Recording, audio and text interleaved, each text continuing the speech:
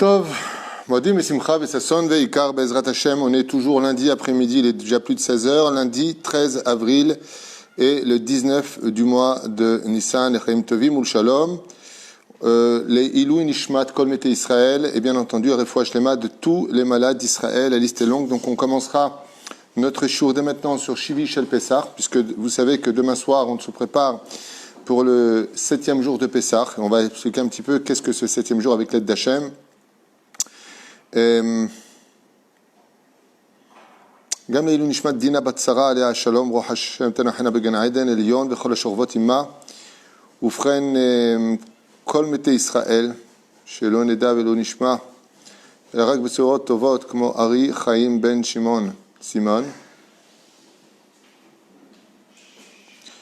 ועוד חיינה וחיינה. Là le shiur a été acheté donc dans l'ordre chronologique dans lequel nous avançons petit à petit pour Melissa Mimerand, pour la Refoua Shlema de David Ben Yafa, et Yoav Ben Miriam. Donc Refoua Shlema, Refoua Tenefesh, Refoua Tagouf, en espérant que ce shiur vous apporte, Bezrat Hashem, une très bonne santé, une belle Géoula et tout ce que vous désirez. Aussi pour André Eliaou Ben Sonia Devora, mais c'est un shiur pour lui-même à part.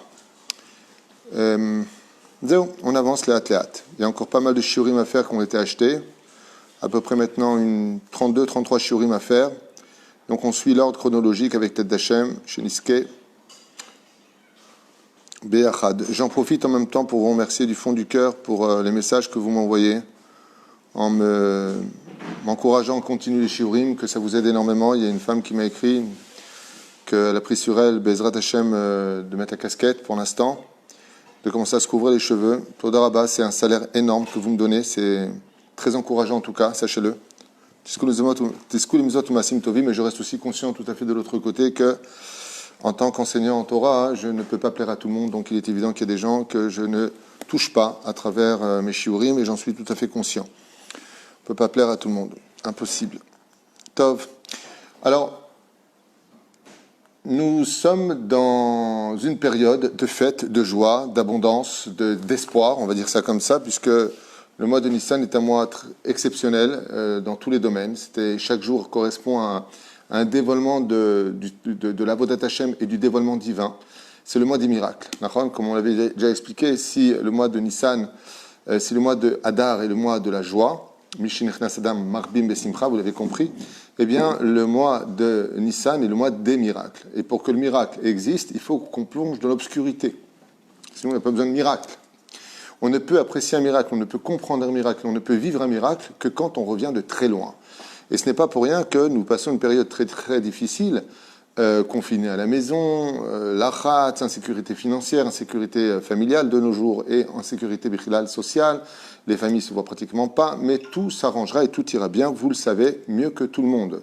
Si on a été capable de surmonter la Shoah grâce à Dieu, il est évident qu'on sera capable de surmonter la dernière épreuve, quoique à ce qui paraît c'est la plus dure. Mais nous verrons que le mois de Nissan, eh bien, c'est le mois des miracles. Les miracles ne peuvent avoir lieu que quand on en a besoin. Ça veut dire quand la nature ne répond plus aux besoins de l'homme. Donc il faut une intervention divine, il faut une intervention me'ala teva, surnaturelle, pour que Dieu puisse s'exprimer à travers le nes. Et donc le nes, donc le miracle. Il y a une énorme différence entre le 7e jour de Pessah, donc le Yom Tov. En France, il y a 2 jours de Yom Tov, mais en Israël, il n'y a qu'un seul jour. Donc on va se concentrer sur le jour de Yom Tov, principal donc de la journée de mercredi qui arrive à Nilou les Tova et Livracha. C'est qu'il y a une énorme différence entre ce jour-là et les 6 jours qui l'ont précédé. Même si au niveau de la halacha, je rappelle que Yom Tov qui arrive, donc mercredi, on ne dira pas le Hallel en entier. On ne dira pas la bénédiction sur le Hallel, on fait le Hallel abrégé. Pourquoi ? Parce que le 7e jour de Pessah n'est autre que la continuité, du premier jour de Pessah. Ça veut dire que le premier jour de Pessah reste la tête. Ensuite, les 6 jours qui suivent Pessah, y compris le jour de Yom Tov, n'est autre que le corps, la queue, le corps de la tête. Donc, on continuera à dire le Hallel abrégé et non pas le Hallel complet comme la fête de Sukkot, qui elle, par contre, Shmini Atzeret, est une fête pour elle-même. Donc c'est une tête, un corps, 6 jours, et puis le 7e jour de Sukkot devient une fête pour elle-même. C'est pour ça qu'à Sukkot, on fait le Hallel en entier le 7e jour, contrairement à Nissan et à Pessah, où on ne dit pas le Hallel en entier. Alors, en quoi Bémet, ce jour-là, s'il n'est que la continuité du corps de la fête de Pessah, pourquoi est-ce qu'elle est si exceptionnelle? Pourquoi on appelle ça Shivei Shel Pessah? On lui donne un titre pour lui-même, alors qu'on ne donne pas de titre, on dit c'est Chol HaMoed.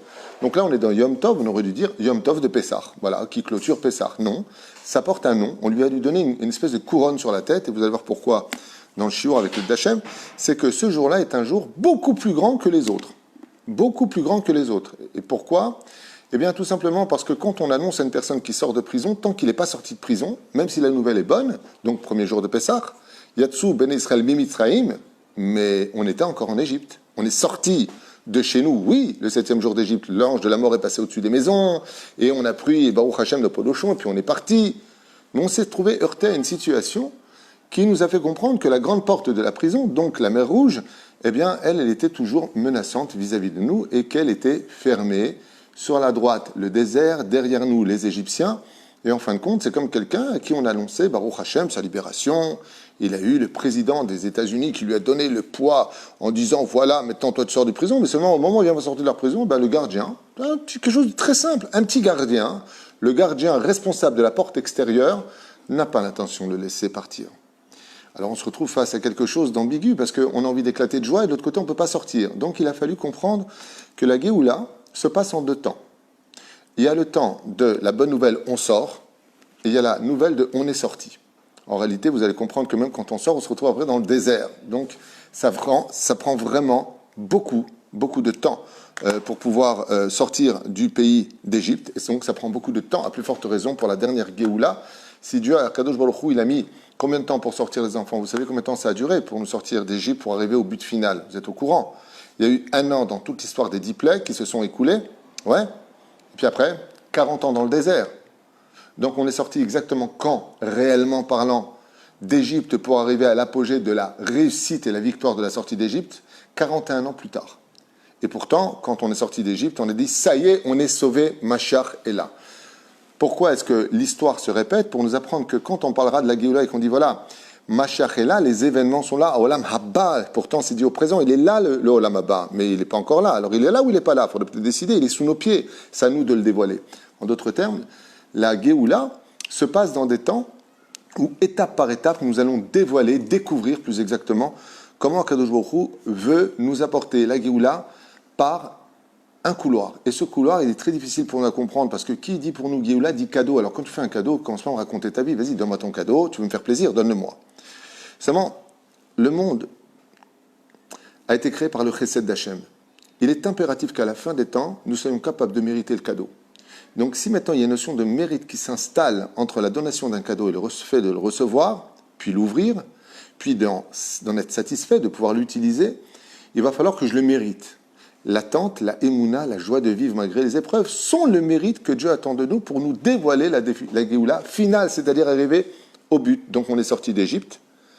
Les 10 plaies ont commencé, c'était le premier jour, Bezrat Hashem, qu'on a commémoré dans la Gada Pessar, Dam, Sfadrea, Kinim Bechoulé. Ouais. Et puis, donc c'était 1 an qui se sont en réalité passés, qu'on va raconter très brièvement en une seule nuit. Et puis d'un coup, on sort.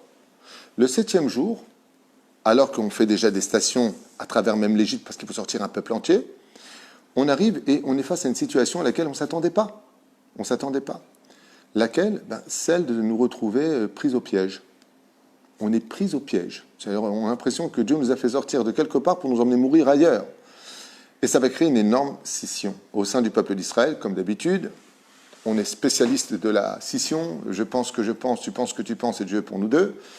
Il y en a qui vont vouloir se battre, ceux qui veulent se suicider, ceux qui veulent retourner en Égypte, et ceux qui veulent prier, comme ça nous disent les Chachamim. Tov, très bien. Boré Olam nous donne une nouvelle page, une nouvelle dimension à vivre pour la sortie d'Égypte. C'est que si vous observez bien, dans les 10 plaies d'Égypte qui ont eu lieu, est-ce qu'il y a eu un bienfait pour nous, hormis le fait que l'esclavage a cessé? Est-ce qu'on a pris quelque chose? Non, on a pris que la Emouna. On a appris à comprendre que Dieu est prêt à nous défendre, à nous aider de tous nos oppresseurs, et que quoi qu'il nous fasse, ils le paieront cher. Voilà. Mais dans le Tachlès, nous, qu'est-ce qu'on a eu?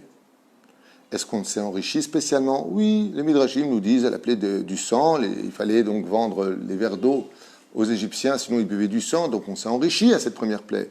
On a commencé vraiment à être sa mère, mais ce n'était pas une vraie joie. Et pourquoi? Eh bien, c'est comme un homme à qui on annonce qu'il a gagné le loto, mais il est encore en prison. Donc c'est vrai qu'on était riche en Égypte, mais on était en prison, on était encore en Égypte. Donc c'est un cadeau qui est bien, mais il est plein de ronces. Et puis, même quand on sort du pays d'Égypte, pourquoi on n'est pas bien? Parce que nos oppresseurs, les Égyptiens, ils ne sont pas morts. Qui te dit qu'une fois que tu arrives en Israël, ils ne vont pas sortir avec leurs chars et attaquer Israël, comme ça s'est passé à l'époque de Pharaon, quand il a voulu envahir Israël et que le roi Salomon l'a calmé? Ça veut dire que c'était pas gagné tant que celui qui t'a fait du mal, tant que ton assassin, l'assassin de tes enfants, celui qui a assassiné ta femme, tu sais que tu as été libéré de lui, ils ont pris un coup, il a été blessé au bras, ok, comme ça s'est passé dans les 10 plaies. Mais ça ne te laisse pas dormir la nuit, parce que tu dis, mais il peut venir et puis m'attaquer. Il peut venir se venger. Il va être en convalescence et il va lever une armée contre moi. Donc le Créateur du monde va nous donner, Baruch Hashem, le vrai cadeau de l'histoire. Le fait de voir nos ennemis périr sous nos yeux, le fait de les voir mourir sous nos yeux, va permettre psychologiquement de pouvoir tourner la page d'une douleur insupportable de 210 ans d'esclavage. Et ça s'appelle Shivei Shel Pessah. Le 7e jour de Pessah, c'est le jour de gloire sur laquelle nous n'avons plus rien à craindre de l'histoire d'Égypte. Non seulement elle s'effondre au niveau de son impérialisme, mais elle s'effondre aussi sur le domaine de la menace potentielle qui aurait pu nous poursuivre à travers une vengeance éternelle de la sortie d'Égypte jusqu'à l'arrivée en Eretz Israël. Et les enfants d'Israël vont voir le 7e jour que Akadosh Baruch Hu va faire un énorme miracle pour eux. C'est pas simplement comme les 10 plaies où Dieu nous a libérés, mais quand la mer va s'ouvrir, eh bien, Boré Olam va nous apporter tout le réconfort. Et là, pour bizarrement la 11e plaie d'Égypte, celle qu'on met entre parenthèses, qu'on appelle la 11e plaie d'Égypte, parce que ça a été la plus dure des 10 plaies, ça a été Dafka la 11e, la mer Rouge. C'est pour ça que Shivei Shel Pessah, le 7e jour de Pessah, possède une couronne pour elle-même. Eh bien, c'est le jour où les enfants d'Israël se sont sentis comme jamais ils ne se sont sentis heureux. Quand la mer s'est ouverte, combien d'encre ont été versées sur les bienfaits que Dieu a fait pour nous? Le sol était fait de marbre, et pourtant on n'avait pas besoin de marcher, contrairement au film de Cécile B2000 où on marche. C'était comme un tapis qui nous emmenait. On ne faisait aucun effort. Il nous emmenait. On pouvait voir à travers les murs à droite et à gauche de l'océan, de la mer Rouge, comme des aquariums. Tu mettais ta main à l'intérieur et tu buvais une eau qui prenait le goût de ce que tu désirais. Tu mangeais ce que tu voulais. Tu te sentais tellement bien. On était tellement heureux que le Créateur du monde, écoutez bien, s'est adressé à chaque enfant d'Israël, du plus élevé spirituellement au plus bas spirituellement, peu importe qui il était, d'un langage de prophétie absolue. Ça veut dire qu'à un tel point que les Chachamim nous disent ce qu'a été capable de voir et de vivre une Shifra, une servante de l'Égypte, une servante pendant la mer Rouge, même un des plus grands prophètes d'Israël, Yecheskel Ben Bouzi, n'a pas été capable d'atteindre comme niveau. D'où le chant de Az Yasher Moshe Uvni Israël et Ashira Azot. On a été capable de chanter. Où est-ce qu'on a vu avant cette épreuve que les enfants d'Israël se sont mis à chanter? Nulle part. Il n'y a pas eu un seul chant parce que le cœur n'y était pas. Mais quand on est arrivé face à la mer Rouge, eh bien, toute l'histoire des 10 plaies a enfin pris sa place dans la réelle dimension de la libération des Juifs d'Égypte. Avant qu'on arrive au 7e jour, on était libérés, mais toujours dans le confinement égyptien. Tandis que là, enfin, nous allons être capables de prendre avec nous un fait historique qui veut dire que le peuple d'Israël est au-dessus de toute dimension, de toute nature et de toute impossibilité. Grâce à cette mer Rouge, grâce au 7e jour de Pessah, l'impossible n'existe plus. La parnassa qui n'avait pas lieu d'être. Tu as déjà vu un mec qui va dans le désert, il trouve sa parnassa, et qu'est-ce qu'ils vend là-bas, je t'en supplie? Ouais, qu'est-ce qu'ils vendent là-bas? Des congélateurs, qu'est-ce qu'ils vendent là-bas? Des fours. C'est pas le lieu. Ma Péroucha d'Avar. Chaque fois qu'on arrive à Shivei Shel Pessah, le 7e jour de Pessah, Dieu il est en train de nous poser la main dans notre génération en 2020 et il nous dit, vous savez mes enfants, vous voyez la parnassa, elle est très difficile. Les choses ferment, on ne sait pas où on va, mais n'oubliez pas que j'ai ouvert la mer pour vous. C'est pour cela que la Gemara nous dit Kaché mezonotav shel Adam ki kiryat Yamsouf. Il est aussi difficile, d'apporter la parnassa dans une période où tout va bien que d'ouvrir la mer en 12 ponts. Il dit pour Akadosh Baruch Hu, qu'il y ait une pandémie, qu'il n'y ait pas de pandémie, que tout aille bien, que tout aille mal, qu'il y ait une économie forte ou pas. Quand Dieu il a décidé à l'échelle individuelle de donner la parnassa, il n'a pas besoin de donner de quoi que ce soit, il fait ce qu'il veut. Tout comme la mer s'est ouverte et que l'impossible s'est réalisé, grâce au Shivish et le Pessah, on peut tous être tranquilles de m'asseoir en disant à table, mais de quoi on s'inquiète? Si Dieu, maintenant, aujourd'hui, on est en train de fêter la sortie d'Égypte, où Dieu a ouvert la mer aux yeux de toutes les nations du monde, comme l'a dit Rachav, quand elle dit, nous avons tous entendu ce que Dieu a fait pour vous. Mais comment vous pouvez vous inquiéter? Comment vous pouvez être triste? Comment vous pouvez dire, mais comment on va faire demain? Regardez ce que Dieu a fait. Alors celui qui fait une cérémonie religieuse, il est évident qu'il lui va s'inquiéter, parce que lui, il est en train de faire une cérémonie, il est devenu religieux. Mais celui qui vit sa Torah, celui qui fait battre son cœur, qu'il ou aujourd'hui, ce que Dieu a fait dans l'histoire, il le refait aujourd'hui, pourquoi il s'inquiète? Il n'a pas lieu de s'inquiéter. C'est pour cela que les événements viennent souvent taper à la porte de chacun de nous par rapport au potentiel d'Emouna qu'on lui a accordé. L'Emouna crée la réalité. Si quelqu'un y croit, de dire bon, il est bien, son cours est sympathique, ouais, j'aime bien, ouais, je vais passer un bon moment, et puis demain soir, il met sa table en disant voilà, je suis venu chez le Pessah, toujours pas de machar, comment on va faire? C'est compliqué. Ben, t'as rien compris. Ça veut dire que toi, tu es sorti avec la parole d'Égypte, mais ton corps, il est encore confiné en Égypte. Tu n'es pas sorti des frontières de Metzarim. Comme disait le Rabbi Lubavitch, ne lis pas l'Égypte, Mitzraim, et là le mot Metzarim. Ça veut dire quoi Metzarim? Celui qui est dans les frontières fermées. Il n'est pas sorti de son Égypte intérieure. Être capable de sortir de sa propre galoute, hormis le fait de l'importance de venir vivre en Israël, c'est d'être capable de sortir de son impossibilité. Ça veut dire de comprendre que pour Dieu, deux et deux, ça fait plus que quatre, ça fait ce qu'il veut. Et que lui peut te le prouver de façon cartésienne. C'est là qu'est tout le miracle entre l'homme et Dieu. C'est la dimension de Pessah, Shivi, Shel Pessah, tout comme le Shabbat est l'apogée de la création du monde, Shivi, Shel Pessah est l'apogée de la sortie d'Égypte. Nous arrivons enfin, non pas à Zehen de l'histoire de l'Agada de Pessah, mais maintenant, papa, que tu m'as raconté l'Agada de Pessah, c'est quoi la suite? Alors on lui dit, regarde, quand on est sorti du pays d'Égypte, on était face à quelque chose de terrible. On ne pouvait plus sortir. Et Dieu nous a fait sortir. Et là, l'enfant pose la question à son père et lui dit, d'accord, mais tu as dit qu'il fallait le mériter. Quel mérite ont eu les enfants d'Israël? Alors ouvrez bien grand vos oreilles et je vous raconter une petite histoire. Une histoire qui figure dans la Torah, mais qui nous donnera Bezrat Hashem à nous des réponses en 2020 pour comprendre comment nous aussi on peut ouvrir l'impossible devant nous. Comment sans travail on peut ne manquer de rien. Comment dans le confinement on peut vivre heureux. Comment c'est possible? Comment Dieu peut nous donner ce mérite, puisqu'on a vu que Daber ben Israël veïsaou, parle aux enfants d'Israël, dis-leur qu'ils avancent. D'accord, mais on avance, mais par quel mérite? Quel est le mérite qui va nous permettre de voir cette mer ouvrir en deux? Parmi toutes les explications qui existent, il y a un verset dans Kiryat Yamsouf qu'on lit dans la Torah et qu'on va lire dans le tikkun de Shivi, Shel Pessah. Vous savez qu'il y a un tikkun à lire le soir après le repas. On fait un tikkun de 2 heures d'études qui figure dans tous les sidurim de Pessah à la fin du livre. Vous ouvrez Shivi, Shel Pessah. Il y a une lecture à faire. Eh bien, vous constaterez qu'il y a un verset qui est très choquant qui dit Vayar Hayam Vayanos. La mer a vu et elle s'est retirée. Bizarrement, on ne voit pas le Dieu intervenir. Il y a marqué Vayar Hayam, la mer a vu, Vayar, elle a vu, Vayanos. Vayanos, c'est-à-dire, elle s'est ouverte. Les Chachamim nous disent Wallah, mais qu'est-ce qu'a vu la mer? Quand on dit que la mer, elle a vu, bien entendu, ce n'est pas les gouttes d'eau de l'océan, hein. C'est l'ange qui dirige la mer rouge. C'est là. Et voilà que les sages nous disent tu veux savoir ce qu'elle a vu? Elle a vu Arono Shel Yosef. Elle a vu le cercueil de Yosef. Mais d'abord, il y a une grande question qui se pose. Comment ça, elle a vu le cercueil de Yosef? Ça veut dire, si elle voit le cercueil de Yosef, alors elle s'est ouverte? Non. Le texte aurait dû nous dire, pour celui qui a un peu de jugeote, pas du tout. Elle n'a pas vu le Arono de Yosef, le cercueil de Yosef, mais Atzmot Yosef, les os de Yosef. Alors, qu'est-ce qui est marqué dans la Torah? Que je n'oublierai pas de sortir les ossements de Yosef.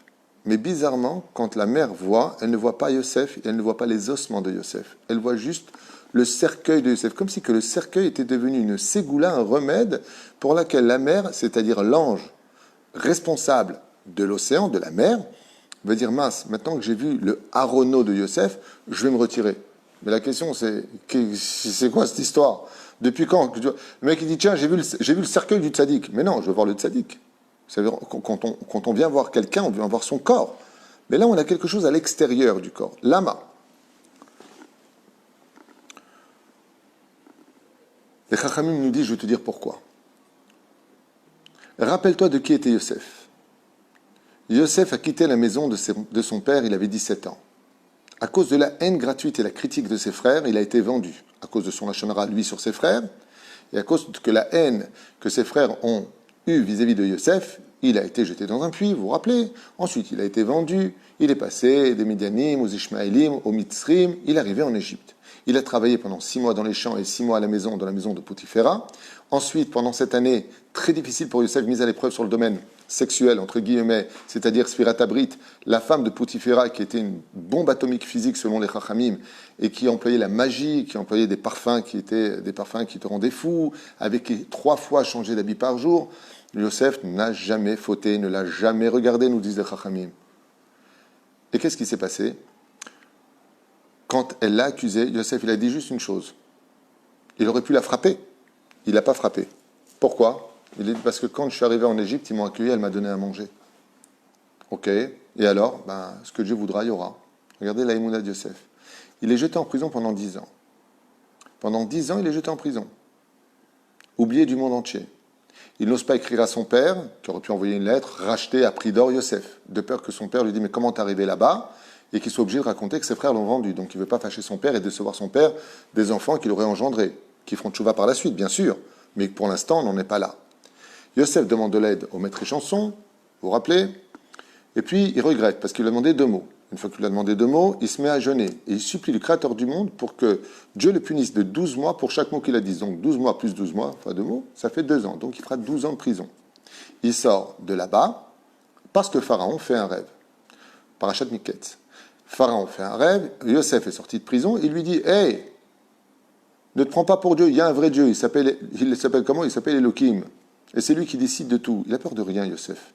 Sa émouna est inébranlable. » Et Pharaon lui raconte ses rêves où il voit cette vache grasse qui sort. Vous vous rappelez, avec cette vache fétiche qui sort. Ensuite, il a vu 7 épis de blé, et puis qui vont se faire dévorer par 7 autres épis de blé, tout pourri et tout ça. Ok, super. Yosef lui dit, regarde, voilà ce qu'il va falloir que tu fasses. Il va falloir que tu engranges pendant ces 7 années d'abondance. Vous connaissez tous l'histoire, enfin, la paracha. Et pour pouvoir garder un blé, je trouve ça en kitsour, en synopsis, pour que le blé ne pourrisse pas, parce que d'engranger du blé, c'est bien beau, mais à un moment, il y a une date limite au niveau de la consommation. Bien non. Il y a un secret. Si tu es shomer Brit Mila, écoutez bien, si les Égyptiens font la Brit Mila, et si on est shomer Brit Mila, il n'y a plus de ta'arir, de date limite, périmée. Il n'y aura pas de chose qui se périmera, parce que la Shmirat Abrit permet de conserver pour l'éternité toutes les valeurs que nous avons dans ce monde. Pharaon l'écoute, il fait faire le Brit Mila à tous les Égyptiens, il nourrit la terre entière, et qu'est-ce qui se passe? Eh bien, les Égyptiens n'ont plus de quoi acheter. Ils vendent leurs champs, ils vendent leurs animaux à Pharaon, et ils finissent même par se vendre eux-mêmes par achat comment ça s'appelle, nous, de Vayechi. Ils se vendent eux-mêmes comme esclaves pour l'éternité à Pharaon. En d'autres termes, non seulement Yosef a sauvé l'Égypte, il a enrichi l'Égypte, mais il a mis au pied de la royauté égyptienne toute la descendance égyptienne vendue comme esclave à Pharaon. La première chose que se sont empressés de faire les Égyptiens, c'est d'oublier Yosef. C'est un juif, tout ce qu'il fait de bien, il faut oublier. Comme ont fait les Allemands, ils ont pris un camp de concentration là-bas, ils ont fait Casimir, vous êtes au courant de cette histoire. J'ai oublié le nom, ils ont pris un camp de concentration tout petit. Là-bas, ils amenaient des juifs avec des jeux pour les enfants, du travail pour les femmes, elles n'étaient pas habillées et ils faisaient des films en disant, voilà, on vous emmène. C'est comme ça que les juifs sont rentrés dans les camps de concentration, parce qu'on leur on leur montrait des films en leur faisant croire que c'était vraiment super là où ils allaient. Bien entendu, après, ils ont prodigué tout ça vis-à-vis des Américains, de l'Angleterre, de tous les pays, en disant, regardez, nous, on fait du bien aux juifs. Ils adorent masquer l'histoire. Qu'est-ce qu'ont fait les Égyptiens? Quand est mort Yosef à l'âge de 110 ans, ils l'ont fait son tombeau. Donc, Hantoto, ils l'ont, embaumé, et ils lui ont fait son tombeau. Mais qui était vivant à l'époque? Les frères de Yosef. Le dernier des frères qui est mort en Égypte, c'était Lévi. Donc, comme les frères étaient vivants et que Yosef, roi d'Égypte, entre guillemets, vice-roi d'Égypte dans l'absolu, est mort, qu'est-ce qu'ils ont fait? Ils ont marqué sur son tombeau Yosef le tzaddik, celui qui releva l'Égypte, celui qui sauva Pharaon de sa perte, celui qui nourrit le monde entier, celui qui donna les bons conseils, celui qui donna une image impeccable. Ils ont marqué que des compliments sur le cercueil de Yosef Hatzadik.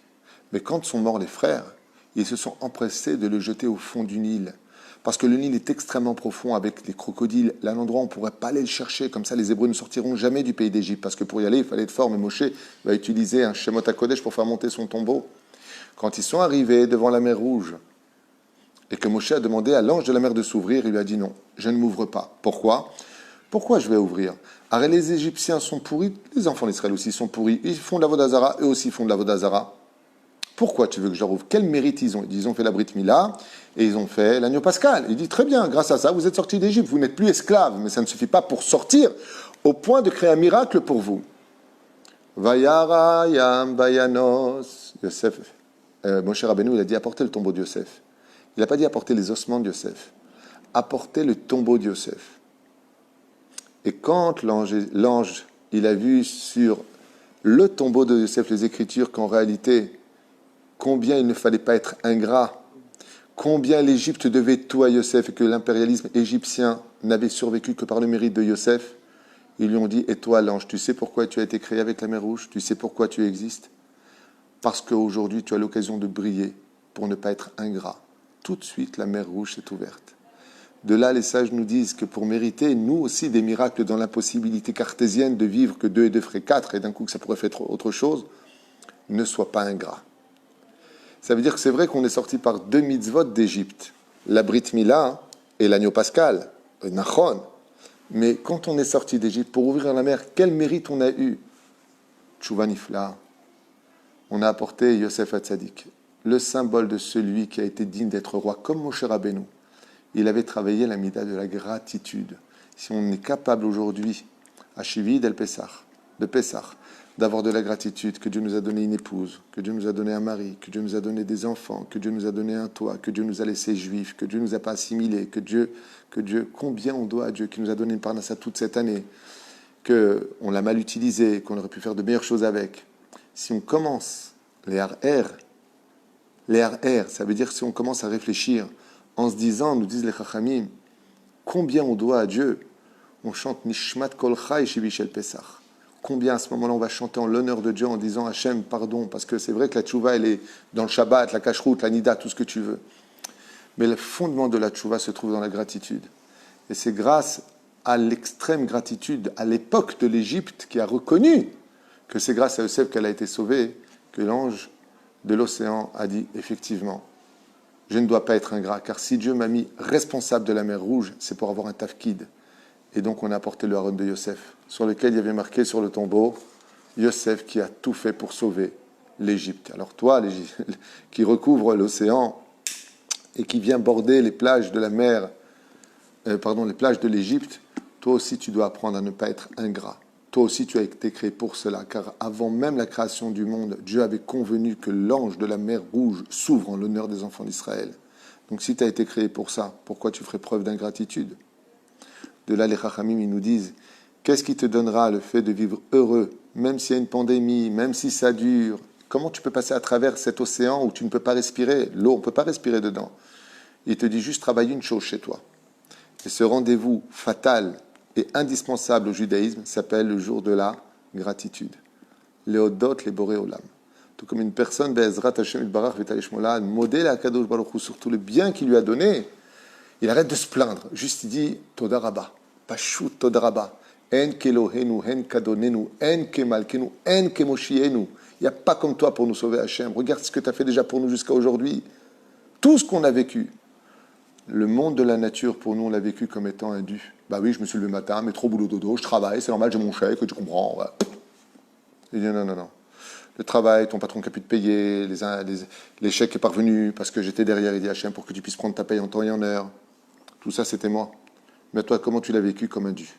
En disant, c'est tout à fait normal, je sais pas, tu travailles, tu as de l'oseille, tu ne travailles pas, tu n'en as pas. Bizarrement, on ne travaille pas, et on mange tous. Comment c'est possible? Les parents, ils disent souvent à leurs enfants, il faut bien que je te nourrisse. On n'a jamais entendu que des orphelins mouraient de faim.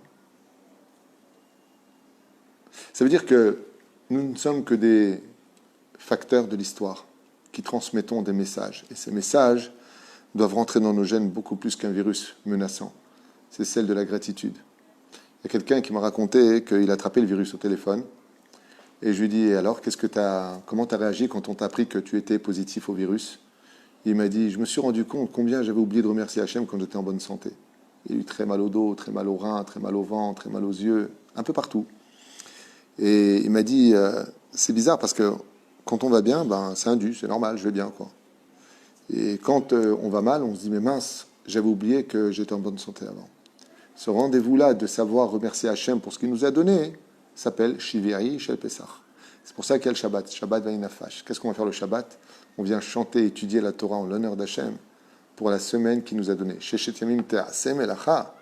Et le Shabbat, quand il viendra, donc 6 jours, tu feras ton travail. Et le 7e jour, à quoi il sert? À remercier Hachem d'être arrivé, Baruch Hachem, à avoir ce qu'il faut sur la table, d'avoir créé une famille autour de toi, qui sont les valeurs les plus essentielles, Mishpechot Adama, de tout le judaïsme, la famille juive. Zéou, Ken. Est-ce qu'on doit faire Shechianu pour le Kiddush? Absolument pas. On ne fait pas chez Shechianu non plus, Shivi Shel Pesach. Parce que c'est la suite de la fête. Mais je re-regarderai. Tout ce que je dis, encore une fois, c'est des souvenirs. Je re-regarderai, mais de Metab Zichrouni, on ne dit pas chez Shechianu le Shivi Shel Pesach. Et donc, est-ce que... Puisque c'est la suite. La suite. Est-ce qu'on doit dire Nishmat Kol Chai, même les femmes? Tov mieux de dire Nishmat Kol Chai tous les jours. Rabotai, tous les jours. C'est une ségoula hors du commun. Nishmat Kol Chai est un des plus... D'ailleurs, je fais un cours sur Nishmat Kol Chai que vous retrouverez sur toratraim.net. Mais, Bevadai, il n'y a pas une chose plus grandiose au monde que de remercier Hachem toute la journée, sachez-le. Vous vous raconter plein de choses. Il y a plein de shiurim, tout ce que vous voulez. Moi, je vous parle en mon nom, à moi personnel, de mes études personnelles. Il n'y a pas plus haut au monde que de remercier Hachem. Il n'y a pas. Kol ha-neshama ta'alelia halleluya. La dernière phrase de tout le Teilim, la cerise sur le gâteau, c'est Kol ha-neshama ta'alelia halleluya. Que toutes les neshamot louent Dieu, alléluia. Louez Dieu, alléluia. Il n'y a pas plus que ça. Et il y a le tikkun à faire, donc c'est mardi soir qu'on fait le tikkun? Tout à fait. Mardi soir, après le repas, Bezrat Hashem, après avoir chanté en l'honneur d'Hachem, chanté Azeh Hashem Moshe, c'est un soir très particulier pour la Parnassa Derech Hagav, que vous le sachiez. Vadaï, c'est un soir très très particulier pour la Parnassa, puisqu'on est jugé sur la Tevoua. Vous savez qu'à Pessah, c'est le Rosh Hashanah du jugement sur le blé, c'est-à-dire sur les champs, sur le renouvellement de l'agriculture, qui était toujours le symbole de la Parnassa principale des 3000 ans qui nous ont précédés, 4000 ans qui nous ont précédés. Aujourd'hui, c'est plutôt high-tech, mais avant, ça a toujours été les champs de blé, les champs de fruits et l'agrume alimentaire. Eh bien, Shivi Shel Pesach, on est aussi au co-jugé sur la Parnassa. Donc, et la Parnassa, sachez une chose qui s'appelle Dikar, plus loin Nossa, c'est le nom de l'ange responsable de la Parnassa, qui a lui-même, avec lui, d'autres ministres qui s'appellent Khatar, Pe Aleph Yud. Il y a plusieurs noms comme ça qui sont reliés à la Parnassa. Eh bien, la Parnassa adore aller chez les gens qui sont remplis de gratitude. La Parnassa adore, cet ange-là est très attiré par les maisons où il y a de la joie. Elle va taper à la porte. Alors vous me direz, c'est pas vrai, moi je connais plein de gens, ils gagnent plein d'oseille. On a pu constater qu'il y a beaucoup de gens qui gagnent beaucoup d'argent, même aux États-Unis par exemple, mais ils se trompent l'un et l'autre toute la journée, il n'y a pas de vie de famille, les enfants sont égoïstes, ce qui compte c'est la dernière voiture, le plus beau voyage du monde. Voilà, il faut remettre un peu les choses dans leur contexte. Mais il faut être beaucoup plus humble au niveau financier, très heureux, que d'être immensément riche et d'être constamment en dispute les uns vis-à-vis des autres. Et concernant, donc ça se termine par la Mimouna. La Mimouna est une fête très importante, on en a fait des shiurim, j'en referai un blinéder à la sortie de la fête pour la Mimouna. La Mimouna est une fête, Rabbi Meir Abu Hatzera, qui est lui-même marocain, m'a montré, ce grand Amit Racham que nous avons le mérite d'avoir dans la ville d'Ashdod, m'a montré noir sur blanc que déjà à l'époque des Rishonim, bien avant les Juifs du Maroc, Bichlal, lancent cette tradition, parce que c'est vrai qu'elle est à connotation tradition marocaine. Il m'a montré Bichlal dans Mikrot Gdolot, vous voyez de quoi je parle, que la Mimouna était déjà fêtée bien avant que les Juifs arrivent au Maroc. Bien avant cela. C'est une tradition ancestrale, c'est une très très belle fête. Et bizarrement, par rapport au cours de ce matin où je vous ai affirmé déjà depuis de nombreuses années que ce qui manquait le plus, c'était quoi? La hardoute, que Bémet, on s'aime tous les uns les autres. Eh bien, il faut savoir que la fête de la Mimouna, c'est la fête où la porte est ouverte et qu'on ne dit pas qui rentre et qui sort. C'est un peu comme une Brit Mila. La Mimouna, c'est une fête où on n'invite pas. La porte est ouverte et celui qui veut rentrer, rentre et s'y installe. Moi, je me rappelle qu'à Netivot, puisque j'ai eu le mérite de vivre à Netivot pendant 3 ans, les Marocains avec qui j'ai vécu, eh bien, c'est incroyable, ils laissaient une personne à la maison, une seule personne à la maison, la porte était ouverte et chacun allait chez l'autre. Chacun, quoi, t'as pas peur de la Inara, t'as pas peur qu'il te vole quelque chose? Non. Pourquoi? Parce que c'est une soirée où on est rempli d'émouna. Le mot mimouna vient du mot émouna. Il vient de beaucoup d'autres explications qu'on donnera à l'occasion. Il vient aussi du mot émouna, anima minbo. Ça veut dire que, si je devais finir ça en beauté, je dirais que souvent on peut rencontrer, ça peut arriver, pas souvent, mais ça peut arriver, qu'on rencontre des juifs qui soient pathétiques, qui soient lourds. Et on se demande pourquoi ils sont juifs, bichlal. Qu'est-ce qu'ils ont de juifs, bichlal? Leur mère est juive, très bien, mais qu'est-ce qu'ils ont de juifs? Ils sont lourds et pathétiques. Ouais. Et pire encore, ils sont gauchistes. On ne peut pas trouver plus... Ok? Ben, au lieu de prier pour qu'il meure, prie pour qu'il fasse tchouva. Pourquoi? Parce que si Dieu l'a choisi en tant que juif, c'est qu'il a une qualité que tu n'as pas encore vue en lui. Ce qui fait que la Mimouna, c'est la fête où tout le monde est parfait. C'est la fête où on ne voit pas le défaut de l'autre. Pourquoi? Parce que je suis ma'amine que si Dieu t'a choisi, c'est qu'il a vu quelque chose que moi, je n'ai pas encore vu. Et c'est pour ça qu'il n'y a pas de juifs mauvais dans l'absolu. Il y a des juifs malades, les pervers narcissiques, la bipolarité, c'est une maladie. La schizophrénie, c'est une maladie. Mais c'est des bons juifs à la base. Mais ils sont malades, ils sont pris dans une espèce de frontière dans laquelle ils n'arrivent pas à sortir, ils n'arrivent pas à contrôler, parce que c'est dû à des défaillances au niveau du cerveau, à l'éducation, un choc émotionnel. On ne va pas rentrer dans les détails. Ou trop être gâté, ou avoir trop été ignoré. Donc ça va créer, chas v'shalom, des situations désobligeantes pour celui qui les subira. Et la reine, combien il est important de faire très très très attention à cela et de comprendre que Shivish el Pessah, eh bien, du plus élogieux des Juifs jusqu'à la plus petite des servantes d'Égypte, tout le monde est passé dans la mer Rouge. Pourquoi? Vaya aminu b'Hashem uv Moshe avdo. Parce qu'on a eu de la émouna ce jour-là. Et ce qui manque le plus à Israël, c'est ce côté d'émouna. De être ma'amine que même si l'autre t'a fait une vacherie, les kafsrout. Ah, comment tu veux que je le juge les kafsrout? Ben parce que je crois en lui. Si on est capable de croire en nous-mêmes, avec l'aide d'Hachem, si on est capable de croire en Dieu, et si on est capable de croire que Dieu nous a choisis et que Dieu ne s'est pas trompé de peuple, que Dieu ne s'est pas trompé s'il a, comme disait Rabbi Nachman, une phrase que tout le monde connaît aujourd'hui. Rabbi Nachman a écrit « Si Dieu t'a créé aujourd'hui, toi, c'est parce qu'il estimait que le monde ne pouvait pas exister sans toi. C'est donc que tu as une valeur inestimable, même si tu es un petit personnage, pour le fonctionnement de la création du monde dans les temps qui t'ont été donnés de vivre sur terre. » Rabbi Nachman, il dit que la première règle de la confiance en l'autre, c'est d'avoir d'abord confiance en soi. Mais si tu doutes de toi, à plus forte raison que tu douteras des autres. Ou pire encore, tu te vendras trop facilement chez les autres et ils profiteront de toi. Top, c'était une parenthèse comme ça, Shivish el Pessah, pour vous donner un peu de goût, un peu de kef, comme ça, de rentrer dans la fête, parce que c'est vrai que pour beaucoup de gens dans les maisons, c'est mets la table, enlève la table, remets la table, enlève la table. Surtout en France, aux États-Unis et ailleurs, vous avez Yom Tov, vous avez mercredi Yom Tov, vous avez jeudi Yom Tov, vous avez vendredi pour pouvoir remener un petit peu tout ça à bien. Et on tombe dans Shabbat avec la paracha de Shemini, Bezrat Hashem, qui nous parlera des korbanot, la mort de Nadav et Avihu, et surtout des règles de la cacheroute. Mais d'ici là, Bezrat Hashem, Geoula Shlema pour vous tous. On arrête le shiur et on reprend dans 5 minutes un autre shiur. À tout de suite. Kol Tov.